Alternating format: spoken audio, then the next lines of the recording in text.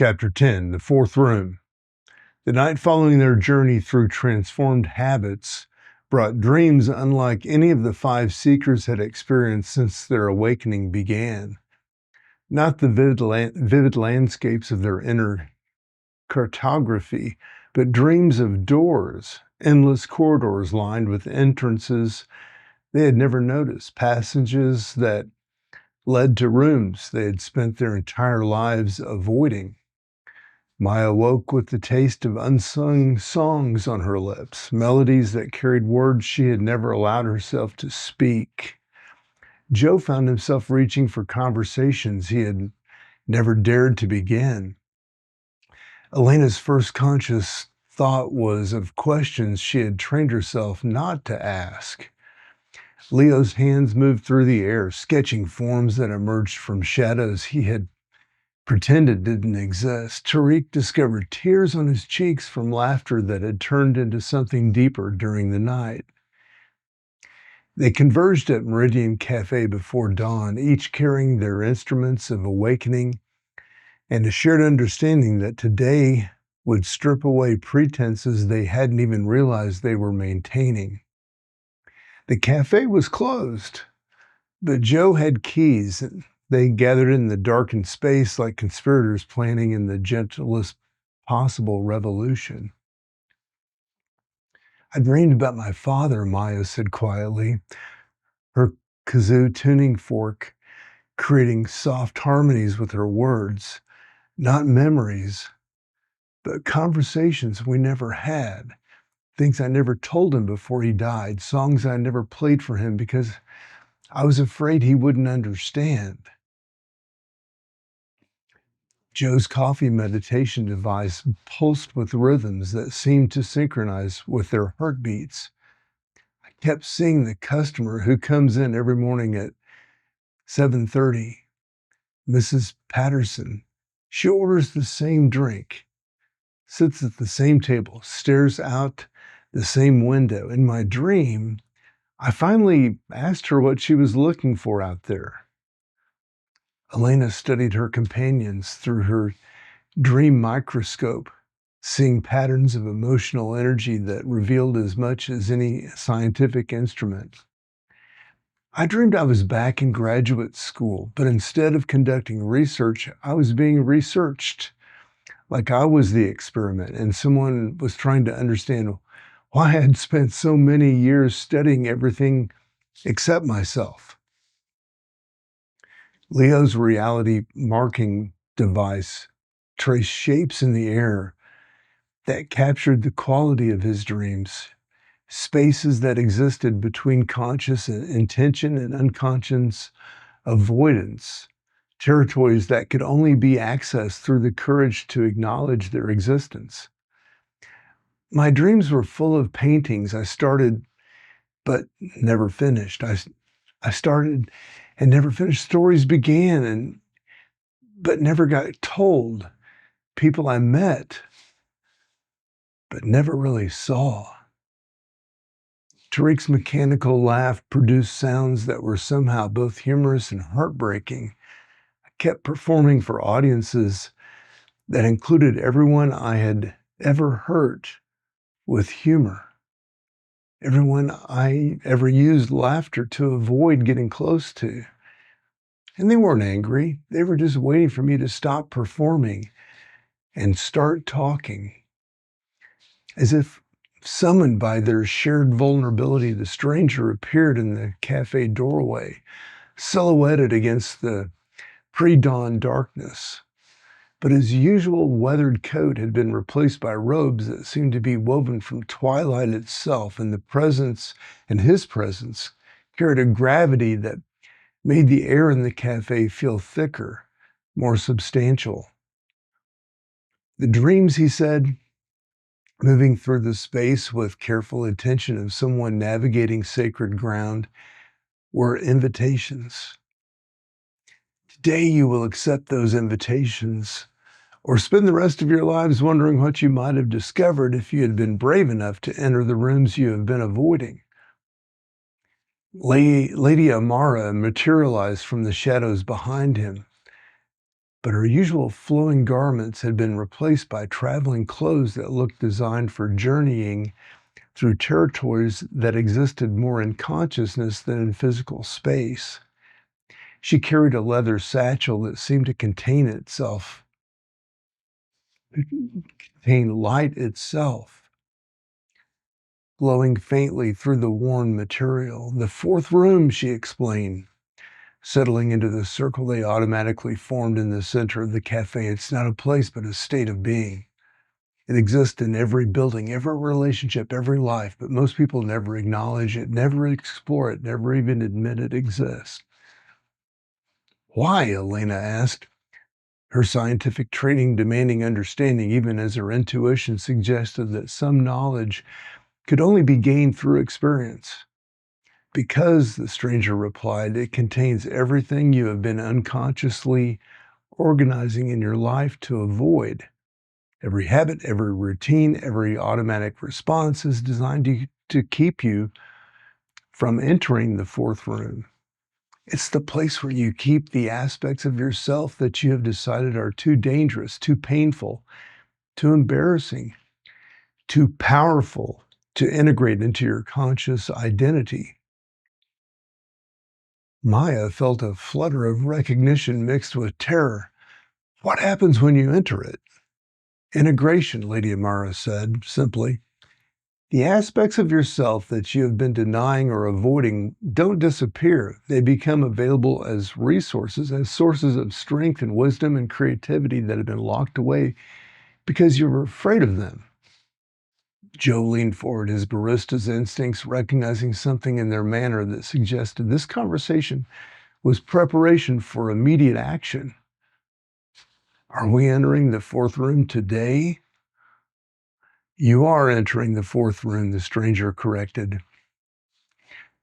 "Each person's fourth room is unique, shaped by their particular patterns of avoidance and unconscious self-protection, but you will enter them together, supporting each other through the process of reclaiming aspects of yourselves that have been waiting for you to become strong enough to embrace them." He stood, his twilight robes creating patterns of shadow and light that seemed to shift and flow independent of his movements. "Come, the threshold awaits. The mansion of hidden doors." They followed the stranger and Lady Amara through the streets that seemed to exist in the spaces between the city's official geography, down alleys that appeared only when approached from certain angles, past buildings that looked different depending on the quality of attention brought to observing them. Their destination was a Victorian mansion that occupied an entire block but somehow remained invisible to casual observation. Its architecture defied conventional logic, windows that opened onto rooms that should have been in different buildings, staircases that led to floors that couldn't possibly fit within the structure's apparent dimensions, doors that seemed to move when no one was watching. "Every conscious being," Lady Amara explained as they approached the mansion's front gate, "carries within themselves the equivalent of this building. Most rooms are familiar, the spaces where you feel comfortable, competent, recognized, but every life also contains hidden passages, locked doors, unexplored territories that hold aspects to the self that have been deemed too risky to acknowledge." The gate opened at their approach, revealing a garden that looked like it had been designed by someone who understood the relationship between outer landscaping and inner geography. Parts wound through or paths wound through these plantings that seemed to represent different emotional states. Areas of bright flowers that conveyed joy and celebration, shadowed groves that suggested melancholy and contemplation, wild sections where growth had been allowed to follow its own mysterious logic. At the center of the garden stood a fountain whose water seemed to flow upward as often as downward, creating impossible spirals that defied gravity while producing sounds that resembled whispered conversations in languages that had never been spoken but somehow remained comprehensible. Each of you, the stranger said as they gathered around the fountain, will enter the mansion alone, but you will not be alone in the mansion. The aspects of yourself that you encounter in your fourth room have been waiting for this reunion. They are not enemies to be conquered, but allies to be reclaimed. He reached into his robe and withdrew 5 keys, each one shaped differently, each one seeming to pulse with its own inner light. These will open doors that can only be opened by their intended owners. Trust the process. Trust your companions. And most importantly, trust the aspects of yourselves that you will encounter. Maya accepted her key with hands that trembled slightly. The metal was warm to the touch and seemed to vibrate with harmonies that resonated through her entire body. How will we know when we're done? You will know, Lady Amara said with certainty that carried its own reassurance. The fourth room has its own timing, its own rhythm. When you've reclaimed what you came to reclaim, you will find yourselves back in the garden, transformed by the integration of aspects of yourselves that have been waiting for this moment. Elena studied her key through her dream microscope, seeing patterns of energy that suggested it was somehow connected to every door she had ever avoided opening. What if we don't like what we find in there? Liking is not the goal, the stranger replied gently. Understanding is the goal. Acceptance is the goal. Integration is the goal. The aspects of yourself that you will encounter may be uncomfortable, challenging, or foreign to your conscious identity, but they're yours, and they carry gifts that you need in order to become who you're meant to be. One by one, they approached the mansion's front door, each using their unique key to gain entry. The door opened for each of them onto a different interior, as if the building reconfigured itself to match the inner landscape of each visitor. Maya's fourth room, the silence between songs. Maya found herself in a vast music hall filled with instruments she had never learned to play, and sheet music she had written in notations she couldn't read. But as she moved through the space, she began to hear music that seemed to emerge from the silence itself, compositions that had been waiting for her to become brave enough to attempt them. At the center of the hall sat a figure she recognized as herself, but older, more weathered, with hands that showed the calluses of decades of serious musical practice. The older Maya held a violin, an instrument that the younger Maya had always wanted to learn, but had convinced herself was too difficult, too late to begin, too likely to result in embarrassing failure. You stopped before you started, the older Maya said, her voice carrying harmonies that made the entire hall resonate. You decided you weren't musical enough, disciplined enough, talented enough to deserve the music that lives inside of you. When I felt tears she hadn't expected, I was afraid of not being good enough. Good enough for whom? The older Maya asked, as she began to play a melody that was simultaneously heartbreaking and beautiful, technically imperfect but emotionally precise. Music doesn't require perfection, it requires honesty. You have been hiding your musical honesty behind the safety of genres you couldn't master easily. She held out the violin. This is what you came to reclaim, not the ability to play perfectly, but the courage to play imperfectly in service of something larger than your own comfort. Maya accepted the violin with hands that somehow knew how to hold it, how to draw the bow across the strings to produce sounds that captured emotions she had never been able to express through her familiar instruments. The music that emerged was raw, unpolished, and more beautiful than anything that she had ever created. Joe's fourth room. the kitchen of unspoken nourishment. Joe had entered a kitchen that seemed to extend infinitely in all directions, filled with ingredients he had never learned to prepare and cooking techniques he had never mastered. At the stove stood another version of himself, this one wearing the chef's coat that he'd dreamed of earning, but had convinced himself was beyond his abilities. You settled for serving other people's recipes, the chef, Joe said, stirring something that filled the entire kitchen with aromas of comfort and healing. You convinced yourself that your role was to facilitate other people's nourishment rather than create your own vision of what nourishment could be. Well, Joe felt a familiar knot of anxiety in his chest. I was afraid of failing, of disappointing people, of not being able to meet their expectations. Whose expectations? The chef, Joe asked, ladling a spoonful of the soup as he was preparing and offering it to his younger self. The taste was unlike anything Joe had ever experienced, not just the flavors, but emotions, memories, hopes distilled into nourishment that felt more than the body. You have been hiding your culinary creativity behind the safety of coffee service, the chef Joe continued. Not because coffee service is unworthy, but because you have been using it to avoid the vulnerability of offering your own vision of nourishment to the world. He handed Joe an apron that seemed to be woven from intentions rather than fabric. This is what you came to reclaim, not the guarantee of success, but the courage to offer your gifts fully, regardless of how they might be received.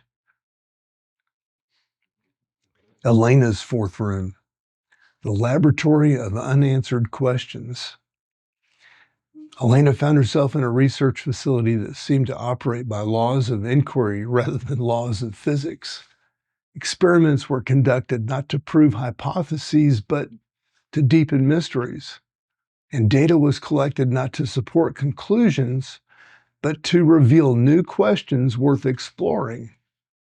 At the central workstation sat a vision of herself she barely recognized, relaxed, playful, following curiosity rather than career advancement, asking questions because they were beautiful rather than because they might lead to publications or grants. You turned wonder into work, this other Elena said, examining slides that seemed to contain living questions rather than biological specimens. You convinced yourself that science was about finding answers rather than falling in love with mysteries. Elena felt her usual defensive response rising. Research requires rigor, methodology, reproducible results. Yes, the other Elena agreed, but for what purpose? You have been using scientific rigor to avoid the vulnerability of admitting how much you don't know, how much mystery surrounds even the most basic questions about consciousness and existence. She gestured to the experiments surrounding them, investigations that seemed designed to explore the relationship between observer and observed, studies that acknowledged the scientist as part of the system, being studied rather than separate from it. This is what you came to reclaim, she said, handing Elena a research journal filled with questions rather than answers. Not the abandonment of scientific method, but its application to territories that require both intellectual rigor and emotional openness. Leo's fourth room, the gallery of uncreated visions. Leo entered an art gallery whose walls were covered with paintings, sculptures, and installations that he recognized as works he had conceived but never created. The pieces were brilliant, challenging emotionally, powerful, completely unlike anything that he'd ever allowed himself to make public.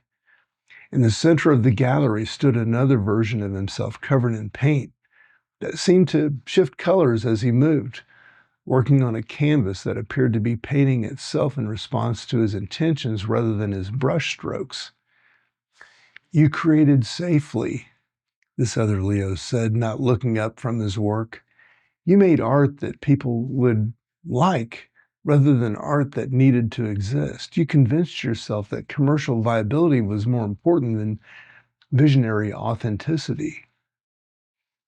Leo felt a familiar combination of excitement and terror as he looked at the uncreated works surrounding him. "I was afraid of being rejected, misunderstood, dismissed as pretentious or irrelevant."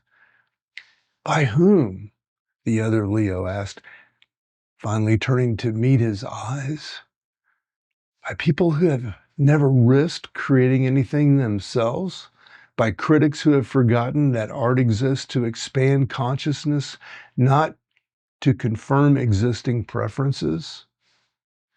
He handed Leo a brush that seemed to be made of crystallized inspiration. "This is what you came to reclaim.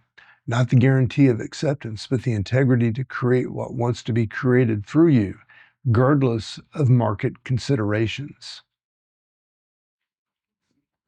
Tariq's fourth room.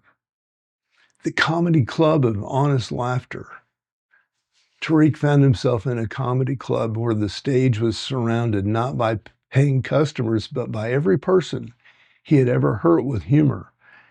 Everyone he'd ever used laughter to avoid real intimacy with. Everyone who needed his genuine presence, but had been offered performance instead.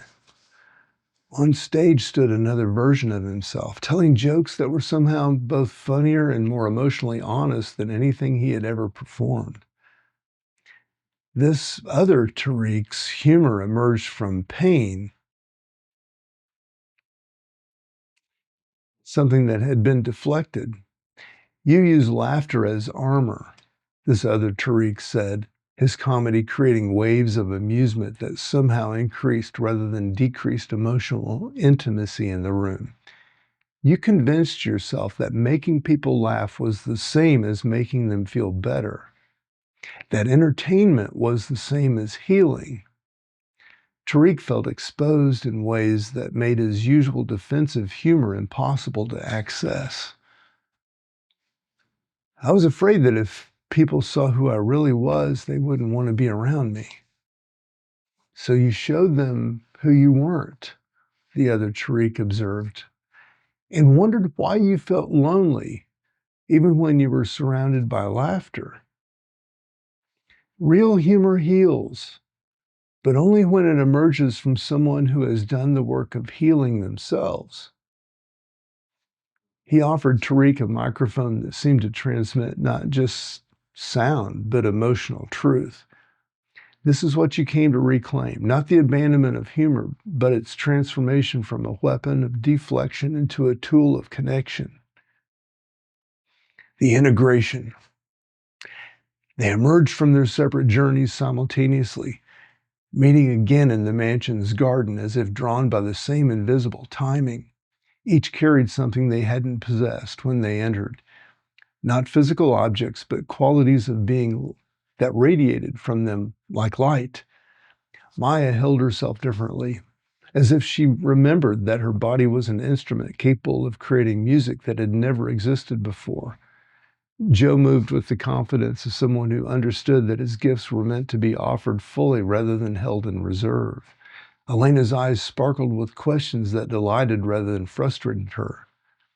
Leo's hands gestured as if painting the air itself with visions that demanded manifestation. Tariq's smile carried depths of genuine warmth that made his previous performance of humor look pale by comparison. "How do you feel?" Lady Amara asked, though the answer was visible in their transformed presence. "Whole," Maya said, testing her voice and finding new harmonics there. "Like I've been trying to make music with only half the instruments available to me." "Authentic," Joe added, his words carrying the weight of someone who had stopped editing himself for others' comfort. "Like I've been serving half portions of who I actually am." "Curious," Elena said, laughing with delight at her own transformation. "Like I've been trying to solve puzzles with half the pieces hidden away." Integrated, Leo observed, his artist's eye seeing patterns that connected everything around him. Like I've been trying to paint with only half the colors on my palette. Connected, Tariq concluded, his humor now emerging from wholeness rather than fragmentation, like I've been trying to make people laugh without being willing to cry with them. The stranger nodded with satisfaction that seemed to illuminate the entire garden. The fourth room work is never finished. It's a practice, a way of living that remains open to reclaiming aspects of yourself as you become strong enough to integrate them. But you have begun the process, and that beginning changes everything. Lady Amara gestured toward the garden paths that led back to the city beyond the mansion walls. Tomorrow, you will discover how integration transforms not just your inner experience, but your ability to serve the awakening of others. The work you came here to do can now begin in earnest. As they walked back through the impossible streets toward their familiar neighborhoods, each carrying their reclaimed aspects like precious gifts, they moved as fundamentally changed people. The fourth room had done its work, dissolving the barriers between who they had been and who they were capable of becoming. The city around them looked exactly the same, but their relationship to it had been revolutionized. They were no longer people hiding from aspects of themselves. They were integrated beings capable of offering their full gifts to the great work of conscious transformation. The mansion faded behind them like a dream that had served its purpose, but its effect would last forever. They had crossed a threshold that could never be uncrossed, claimed a wholeness that could never be forgotten, begun a work that would ripple outward through every life they touched. Tomorrow would bring new challenges, new opportunities to demonstrate what became possible when people stopped hiding from themselves and started offering their authentic gifts to the world. But tonight, they walked home as the complete beings they had always been, but never quite had the courage to become. The fourth room had set them free, not from themselves, but into themselves, fully and finally and forever.